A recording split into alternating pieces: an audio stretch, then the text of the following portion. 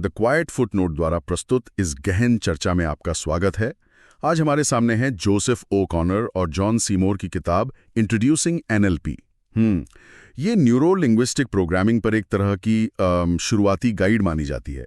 तो आज हम इस किताब के विश्लेषण और अपने कुछ नोट्स के आधार पर बात करेंगे, समझने की कोशिश करेंगे कि एनएलपी के मूल सिद्धांत क्या हैं, कौन सी तकनीकें हैं इसमें, और शायद सबसे ज़रूरी आज के दौर में इसकी क्या अहमियत है, ख़ास तौर पर एआई और इस डिजिटल दुनिया के ज़माने में। सवाल तो उठता है कि भाई दशकों पहले लिखी गई किताब आज भी उतनी काम की है। तो चलिए इसी सवाल का जवाब ढूंढते हैं, शुरुआत करते हैं। आखिर लेखकों ने किताब लिखी क्यों? मतलब वो क्या प्रॉब्लम देख रहे थे जिसे एनएलपी से सुलझाना चाहते थे?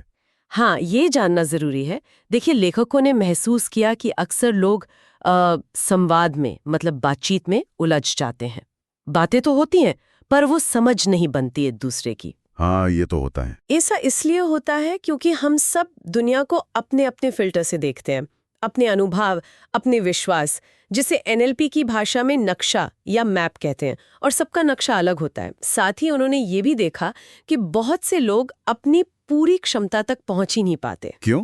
क्योंकि वो कुछ अदृश्य आदतों या सीमित करने वाले विश्वासों में फंसे होते हैं। जैसे कोई सोचता है, अरे मुझसे ये नहीं होगा, या मैं शायद इसके लायक नहीं। ये सिर्फ सोच नहीं है, ये उनकी पॉसिबिलिटीज को, उनकी संभावनाओं को रोक देती है। और शायद उस समय एनएलपी का जो ज्ञान था वो आम लोगों की पहुंच में नहीं था, ऐसा कुछ? बिल्कुल बिल्कुल सही। एनएलपी के जो सिद्धांत थे वो ज्यादातर एकेडमिक दुनिया में या थेरेपी वगैरह में इस्तेमाल होते थे, और भाषा भी काफी जटिल थी। तो लेखकों का उद्देश्य था इसे सरल बनाना। वो चाहते थे कि एनएलपी एक प्रैक्टिकल टूल किट बने। अच्छा। जिसे कोई भी इस्तेमाल कर सके, बेहतर कम्युनिकेशन के लिए, खुद को बेहतर समझने के लिए, पर्सनल ग्रोथ के लिए। ये असल में जटिल थियरी और रोजमर्रा की जिंदगी के बीच एक पुल बनाने जैसा था। दिलचस्प।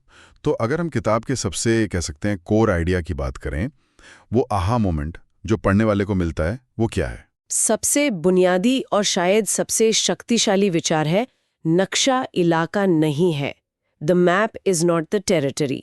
नक्शा इलाका नहीं है। हाँ, इसका सीधा सा मतलब है कि दुनिया को लेकर हमारी जो समझ है ना, वो असल दुनिया नहीं है। वो बस हमारे दिमाग का बनाया हुआ उसका एक मॉडल है, एक नक्शा। और हर किसी का नक्शा वो बिल्कुल यूनिक होता है।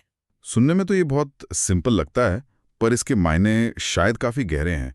मतलब ये हुआ कि अगर कोई हमसे अलग सोच रहा है तो वो गलत नहीं है, बस उसका नक्शा अलग है। बिल्कुल यही। ये सोच हमें दूसरों के प्रति मतलब झुंझलाहट की जगह एक जिज्ञासा देती है। हम पूछते हैं, अच्छा उनका नक्शा कैसा है, बजाय इसके कि ये ऐसा क्यों सोच रहे हैं। ये सहानुभूति की और बेहतर संवाद की नींव है असल में। हाँ। और इसी से जुड़ा है स्टेट मैनेजमेंट का विचार। State management? हाँ, स्टेट मैनेजमेंट ये इस बात पर जोर देता है कि हम अपनी भावनात्मक और मानसिक स्थिति, मतलब हमारा स्टेट, उसे चुन सकते हैं, उसे बदल सकते हैं।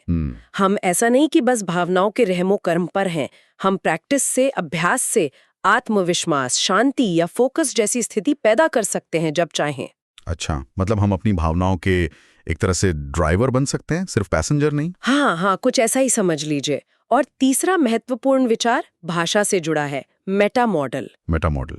जी, ये समझाता है कि हम अपनी भाषा में कैसे जानकारी को हटा देते हैं, मतलब डिलीट कर देते हैं, या तोड़ मरोड़ देते हैं, डिस्टॉर्ट करते हैं, या फिर सामान्यीकरण, जनरलाइज कर देते हैं। जैसे कोई कहता है सब लोग स्वार्थी हैं। हाँ, ये तो बहुत कॉमन है ना? ये एक सामान्यीकरण है। मेटा मॉडल हमें सवाल पूछना सिखाता है, सब लोग, हमेशा, कौन से लोग। इससे वो जो छिपी हुई धारणाएं हैं ना, वो सामने आती हैं और बातचीत ज्यादा साफ होती है। तो ये तो हुए कुछ फाउंडेशनल आइडियाज। अब किताब में इन विचारों को अमल में लाने के लिए, मतलब प्रैक्टिस में लाने के लिए, किन खास तकनीकों पर जोर दिया गया है? आप शायद 2-3 सबसे उपयोगी तकनीकें बता सकती हैं। हाँ, बिल्कुल। किताब में कई प्रैक्टिकल तकनीकें हैं। ये सिर्फ थ्योरी नहीं है, ये एक्शन लेने के तरीके हैं। कुछ प्रमुख उदाहरण देती हूँ। एक है एंकरिंग। ये एक कमाल की तकनीक है अपनी मनचाही भावना को जरूरत पड़ने पर जगाने के लिए। अच्छा, कैसे? इसमें आप किसी खास भावना को, जैसे मान लीजिए आत्मविश्वास, उसे एक बाहरी ट्रिगर से जोड़ते हैं। वो ट्रिगर कुछ भी हो सकता है, कोई खास इशारा, कोई शब्द, या जैसे अपनी कलाई छूना। हाँ। आप उस पल को याद करते हैं जब आप बहुत आत्मविश्वासी थे। हाँ। उस फीलिंग को पूरी तरह महसूस करते हैं और ठीक उसी वक्त मान लीजिए अपनी कलाई छूते हैं। इसे कई बार दोहराने पर वो कलाई छूना उस आत्मविश्वास की भावना का एंकर बन जाता है। अच्छा। फिर जब भी आपको आत्मविश्वास चाहिए, आप बस कलाई छूकर उस भावना को वापस ला सकते हैं। अरे वाह, ये तो बहुत प्रैक्टिकल लग रहा है ना? दूसरी है रीफ्रेमिंग। रिफ्रेमिंग। हाँ, इसका मतलब है किसी स्थिति या अनुभव को देखने का नजरिया बदलना, उसे एक नया फ्रेम देना। अच्छा। जैसे मान लीजिए किसी प्रेजेंटेशन से पहले घबराहट हो रही है, तो उसे डर समझने के बजाय उसे उत्साह या तैयारी की एनर्जी के रूप में देखना। रिफ्रेम कर देना। अच्छा, मतलब देखने का चश्मा बदलना। बिल्कुल। या किसी मुश्किल को समस्या न मानकर सीखने का अवसर मानना, ये छोटा सा बदलाव हमारी प्रतिक्रिया को पूरी तरह बदल सकता है। ये तो बहुत उपयोगी लग रहा है, खासकर रोजमर्रा की जो चुनौतियां आती हैं उनसे निपटने में। बिल्कुल। और एक और महत्वपूर्ण तकनीक है मेटा मॉडल का प्रैक्टिकल इस्तेमाल, जिसकी हमने पहले बात की। हाँ। ये सिर्फ दूसरों को समझने के लिए नहीं है, बल्कि अपनी सोच को समझने के लिए भी है। जब हम खुद से नेगेटिव बातें करते हैं, जैसे मैं ये कभी नहीं सीख पाऊंगा, तो मेटा मॉडल सवाल हमें चुनौती देते हैं। कभी नहीं, क्या चीज रोक रही है? क्या वाकई ये हमारी अपनी बनाई हुई लिमिट्स को उजागर करता है? ये तकनीकें तो वाकई सोच और व्यवहार बदलने में काफी मददगार हो सकती हैं। क्या ये किताब कुछ ऐसी आम धारणाओं, मतलब मिथकों को भी चुनौती देती है जिन्हें हम अक्सर सच मान लेते हैं? हाँ, बिल्कुल। ये किताब बहुत चुपचाप हमारे कई गहरे विश्वासों पर सवाल उठाती है। कुछ मुख्य मिथक जिन्हें ये तोड़ती है वो है, पहला मिथक, संवाद सिर्फ शब्दों का खेल है। किताब कहती है नहीं, शब्द तो बस 7% है, आपकी बॉडी लैंग्वेज लगभग 55% और आपकी आवाज का लहजा, टोन करीब 38% कहीं ज्यादा मायने रखते हैं। अच्छा, 7% बस। हाँ, संवाद का असली मतलब वो प्रतिक्रिया है जो आपको मिलती है, न कि वो जो आपने कहने का इरादा किया था। ये तो बड़ा पर्सपेक्टिव शिफ्ट है ना? दूसरा मिथक, भावनाएं हम पर हावी होती हैं और बेकाबू है। किताब सिखाती है कि हम अपनी शारीरिक स्थिति, मतलब हमारी फिजियोलॉजी, और अपने मानसिक फोकस को बदलकर अपनी भावनात्मक स्थिति, अपना स्टेट चुनना और बदलना सीख सकते हैं। ये एक स्किल है जिसे डेवलप किया जा सकता है। मतलब रोना धोना हमारे हाथ में, थोड़ा मुश्किल लगता है ये तो। शुरुआत में लगता है, पर प्रैक्टिस से संभव है। तीसरा मिथक, असफलता का मतलब है आप में कमी है। एनएलपी से बिल्कुल अलग तरह से देखता है। असफलता सिर्फ फीडबैक है, बस जानकारी। फीडबैक। हाँ, ये बताता है कि आपकी रणनीति में या आपके नक्शे में कुछ बदलाव की जरूरत है। ये कोई शर्मिंदगी की बात नहीं है, बल्कि सुधार के लिए जरूरी इंफॉर्मेशन है। ये नजरिया तो काफी सशक्त करने वाला है। असफलता को डेटा की तरह देखना, इससे तो सीखने की पूरी प्रक्रिया ही बदल सकती है। तो इन सब बातों का आज के दौर में क्या महत्व है? ये किताब, जो शायद डिजिटल युग से पहले लिखी गई, आज एआई, सोशल मीडिया और इस तेज रफ्तार जिंदगी में क्यों मायने रखती है? यही तो मजेदार बात है। ये आज शायद पहले से भी ज्यादा जरूरी हो गई है। जरा सोचिए, पहला वो नक्शा इलाका नहीं है वाला सिद्धांत, आज सोशल मीडिया के जो इको चेंबर हैं, फिल्टर बबल हैं। हाँ, बिल्कुल। जहां हर कोई अपनी बनाई हुई या एल्गोरिदम द्वारा परोसी गई दुनिया को ही सच मान रहा है। एनएलपी हमें याद दिलाता है कि और भी नक्शे हैं, और वो भी उतने ही वैलिड हो सकते हैं। ये डिजिटल दुनिया के बंटवारे को समझने और शायद पाटने में मदद कर सकता है। सही कहा। दूसरा, रिमोट वर्किंग का जमाना है। हम स्क्रीन पर हैं, नॉन वर्बल इशारे कम मिलते हैं। हाँ, बॉडी लैंग्वेज तो दिखती नहीं ज्यादा। बिल्कुल। तो ऐसे में रैपो बनाने की, यानी तालमेल बनाने की एनएलपी तकनीकें, जैसे आवाज के लहजे पर ध्यान देना, बोलने की गति मिलाना, ये और भी जरूरी हो गई हैं। वर्चुअल स्पेस में कनेक्शन बनाने के लिए ये स्किल्स चाहिए। ये तो है। तीसरा, आज का तनाव देखिए, इंफॉर्मेशन ओवरलोड देखिए, ध्यान भटकना कितना आम है। यहाँ स्टेट मैनेजमेंट एक सुपर पावर बन जाता है। एंकरिंग जैसी तकनीकें हमें तुरंत शांत होने, फोकस करने या मोटिवेटेड महसूस करने में मदद कर सकती हैं, चाहे बाहर कितना भी शोर क्यों ना हो। और एआई का भाषा पे प्रभाव, उसके बारे में क्या? बिल्कुल। जिस तरह एआई और चैटबॉट्स भाषा का इस्तेमाल करके हमारी सोच और हमारे फैसलों को प्रभावित कर रहे हैं। हाँ, वो तो है। उसे समझने के लिए मेटा मॉडल जैसे भाषाई जागरूकता के उपकरण बहुत महत्वपूर्ण है।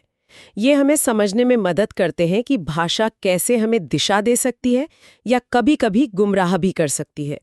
ये एक तरह की डिजिटल लिटरेसी है आज के ज़माने की।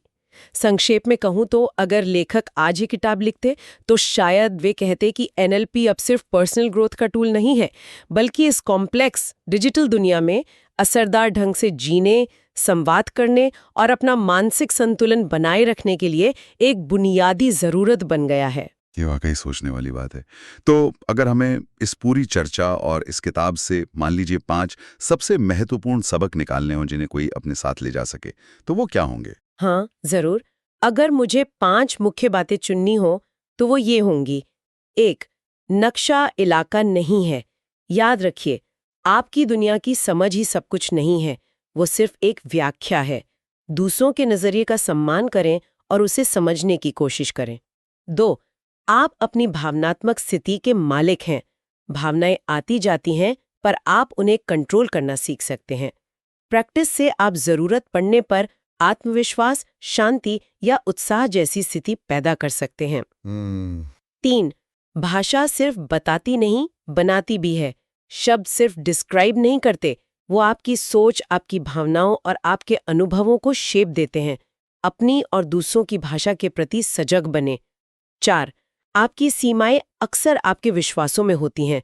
जो आप मानते हैं कि संभव है, अक्सर वही आपकी हकीकत बन जाता है। सीमित करने वाले विश्वासों को चुनौती दी जा सकती है और उन्हें बदला भी जा सकता है। ये तो बहुत गहरी बात है। और 5वीं, 5 उत्कृष्टता सीखी जा सकती है। मॉडलिंग। सफलता कोई राज नहीं है।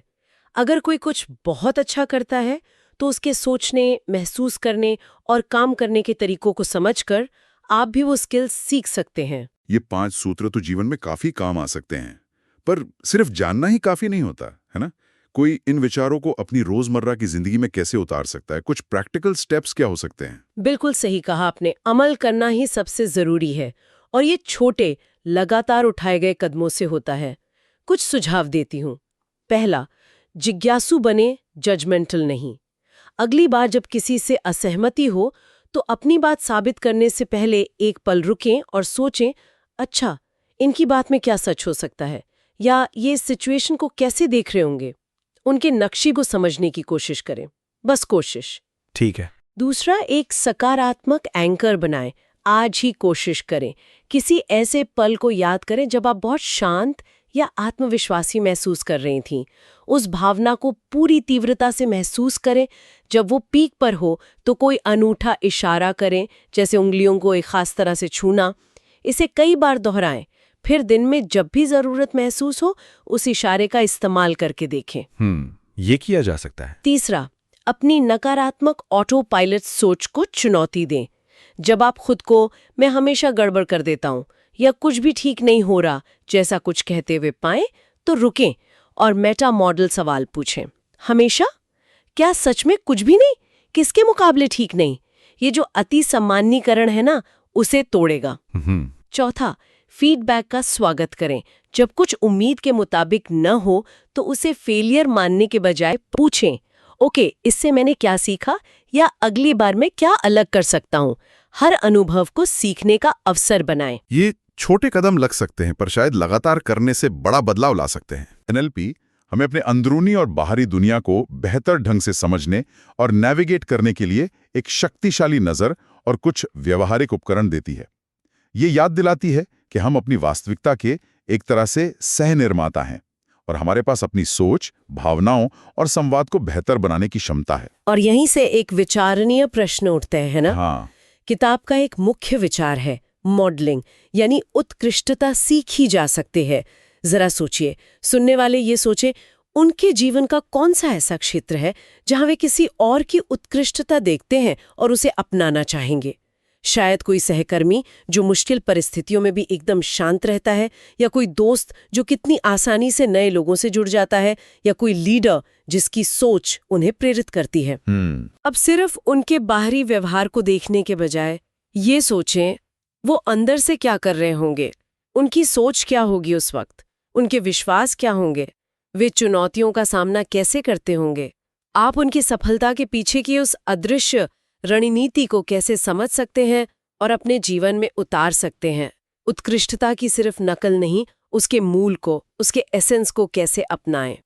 वाकई सोचने के लिए गहरा बिंदु छोड़ा है आपने। इस गहन चर्चा में हमारे साथ रहने के लिए धन्यवाद।